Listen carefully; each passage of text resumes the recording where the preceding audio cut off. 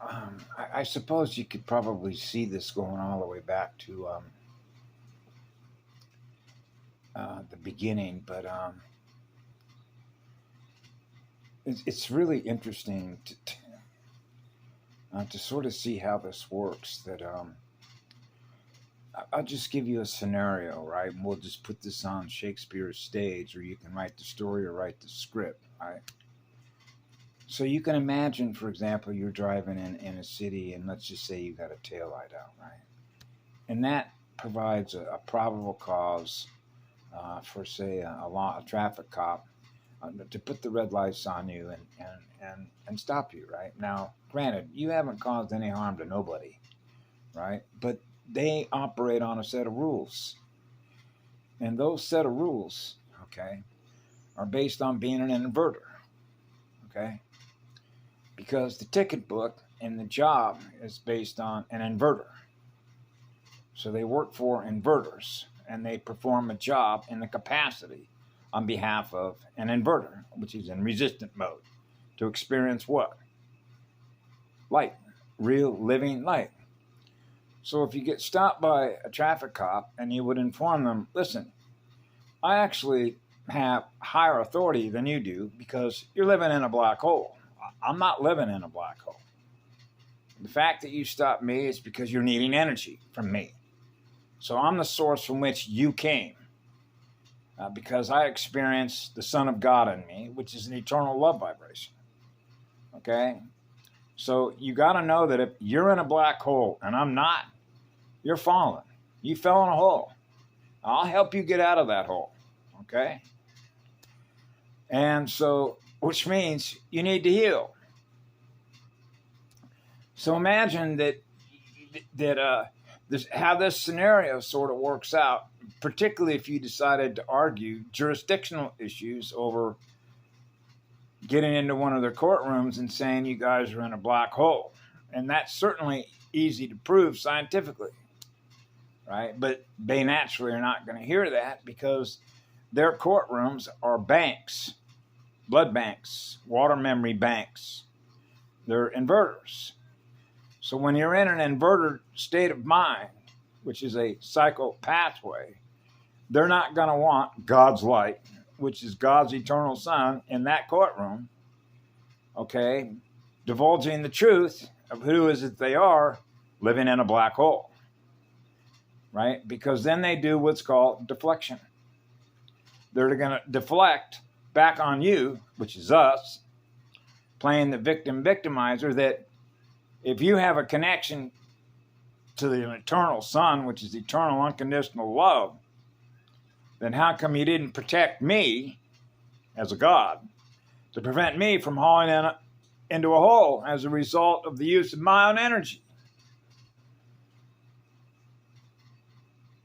Now we're back into leashes, collars, and cages. And now we're back into free will. So you could say, well, you're intelligent, right? So you realize that you're running a magnet, which is a mirror. So you're going to experience in your mirror, by picking up with your antenna, what you're going to experience in the use of your energy. Because you're going to get the feedback, right? So if you're in the business of chasing electrons, which means maintaining a black hole of state of consciousness, which means you're never catching up to zero, because you're running a hamster wheel going in the wrong direction, running a reversal current. So if you want to catch up, right, you know what's required. So it's a numbers game. The game is competing. So you realize when it comes to a salesman. So the reason I'm tying sort of this together is a popular channel called the California Insider is showing how using certain words that we define how what the word cartel means. Cartel, C3, A is 1, and R, right? Ra, aloha, ra. How, if you tie this back to the 60s and what a salesman is, all an inverter has to do is figure out the things that you like, that in their mind, they realize that you're willing to give them electrons. So the more that they study who we are as humans, right? Angles of perception or angles of light, and they're experiencing what it is through us that they realize has a lot of value to us, right? By virtue of what? The reaction speed to the input signal. So, oh, you like candy? You like candy? You like these things? You like these things? So you realize, man, Madison Avenue, Madison, Ison, always selling you something. See, always selling, right? So what you begin to realize is the less that I need from them, right? The less they're going to be selling until they find out something else that they can market. So when they realize what you're willing to shell out electrons for, they will provide the means for which they will accumulate those electrons. So, for example, just like marijuana, see? And this is particularly true when you get into the healing community, right? When a living organism, which is a living central nervous system, is distorted and in disharmony, which is a diseased state of mind, which is really a disassociated identity disorder, because a part of what they once remember, they don't remember because they're not experiencing what love is from whence we all began.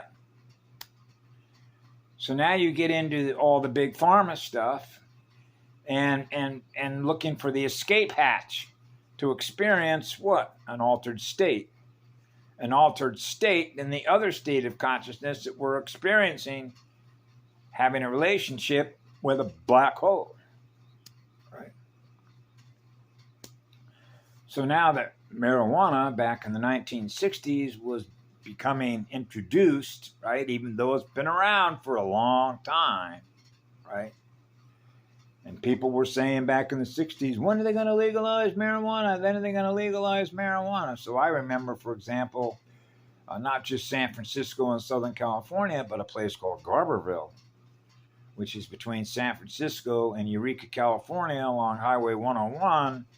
And that became, right during the mid to late 1960s, a very popular place for marijuana growers. Now we can shoot it further up into where we're at today in the Siskiyou County area. And yeah, there are a lot of growers out there. Okay, I know from having spent quite a bit of time camped out there, hiking the Pacific Crest Trail, meeting a lot of folks that work in those areas, whether it's the Sheriff's Department, the U.S. Forest Service, working for Caltrans, those guys that are loggers and rafters, and everybody that uses that area as a recreational area or a place to live and work, right? And so they were putting in essentially a farm, you know, tapping into springs and runoff water from the snowpack, right? And paying folks money using, you know, high caliber weapons because it's an investment. So yeah, it's run by the mob, see, because they realize, hey, the market goes up, which means, man, we can make a whole lot of money, but they need the land in order to grow it, right? So this guy who's the sheriff up there in Siskiyou County has got his hands full, doesn't he? I mean, imagine this, you know, here's a sheriff that realizes it's, you know, go back to the Five Families. Go watch the movies Godfather, Goodfellas, Once Upon a Time in America. The same outfit. They're inverters. So any way that they can find in order to sell something, in order to make money, that people are willing to shell out electrons. And how this sort of relates to what I experienced when I went to the Island of Kauai in 1972, when I realized, hey, Mama's given us everything that we need for free. So now you get into the Breatharian side of things and you begin to realize, hey, the universe has already given me everything that I need by using the elemental command in order to self-generate whatever I need in order to keep my breathing going as a living organism, right? So what that boils down to is I don't need a corporation. A corporation is a parasite by definition, right? Because in order for them to maintain what they're aware of as a fictional state, which is a character map, right? So now we're back into map reading inverters, right? Between inverters and torque converters in order to maintain the balance between two poles, the polarities. So it very much is a polarity game. So you can see what happens if they're not in a state of balance. That means that the frequencies and the radio sets or the antenna at every level of communication from a small organism to a larger planetary living organism that is breathing in and out, right? The expansion and contraction of breathing air, right? The oxygen in, the dioxide out, right? And the frequencies and the band. That's why I should put that up there for my clan mother, Karen Ann McDonald. Picture of the planet was pink. I probably should have fired up my other phone to show you a picture of it, right? And then she put it up on a link. And I've shared how the breath work that I do out here. I'm able to see that. Okay, when I plant my bare feet out on the rock outside of this house and I do breath work with the sun, I'm experiencing like the sun is breathing with me as a living organism. And then I'm seeing the bands, the bands coming back to me that are pink. And the sky begins to light up with a greater expansion of pink. Come on, baby, let's go pink. Let's go pink. And I can see the pink sky through the sun. The mirror in the sky. So we're mirrors. So we're mirroring each other, right? The bandwidth and the frequencies that represent the consciousness, right, that is breathing in and out with the planet and the sun. Mirrors, right? So anyway, that's my first take for the morning. But I'm just eternally grateful and thankful for everybody that jumped in here as a salvage mission to create a rainbow bridge.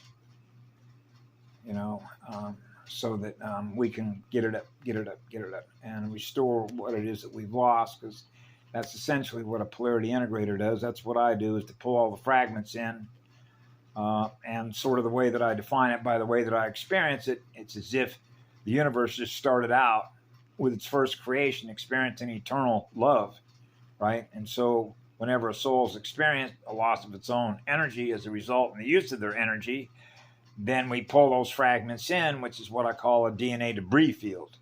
Fragments that are lost as a result of the use of energy in a mirror system, right? And so a polarity integrator will pull that fragment back in, and how this plays when we get into what we call dissociative identity disorders. I know that because I've worked with, I'll leave the planetary side of this aside, but because I've had relationships, particularly with females, but not exclusively, I've had beautiful relationships with males where, because you can read the resistance that they have as a result of all the trauma that's still held in cellular memory on their particular bloodline, all their genetics, all those records. It's like having access to the universal library, actually, EKKA records, crystal records, because you're able to experience the difference between the resistance and the capacity of a motherboard, a planetary motherboard, to experience more light, right? So you realize, whoa, that's a lot of resistance to experience what love is. So they live in fear of experiencing what love is. So now you see how an alter, which is the dissociative identity disorder, works with trying to remind them of who they are because of the fragment that's been lost that now becomes an alter. And the alter is not experiencing the whole it once did, which was the whole universal galactic template. So when you're an integrator, you're pulling that fragment back in so they remember who they are. So a part of what was lost in time-space continuum, which is not experiencing time wave zero, the polarity integrator brings that fragment or that unit of consciousness that lost its connection as a result of the trauma that it was experiencing as a result of wars between seeded Star Nation races, is to pull it back into the one. right? So that we're all experiencing the one, the eternal Son of God, the one true God, which is eternal love. So when you're experiencing the eternal Son of God in living Holy Spirit, which is the eternal spirit of fire, then we're all experiencing the one again. So when we're all experiencing the one again, we're all tuned in so that our waves of communication, right, are in harmony. The speed ratio harmonics, we're tuned in together. So now we're all tuned in. That's the telepathy side of things. So the radio set becomes aware of what we become aware of in consciousness, what other units of consciousness are experiencing in them, because we're picking up on the what? The frequency. All right? The bandwidth, the width of the wave. Running color codes. Okay. Wires, color-coded wires. Wireless. Wireless communication, cellular organisms communicating to other cellular organisms. Single cell, multi-cell, one dimension, multi-dimensional, and how that works with density, right? Right. Gaining mass, losing speed, losing mass, gaining speed, right? Compression and expansion. The breath of aloha tea. Mua. Have a great day.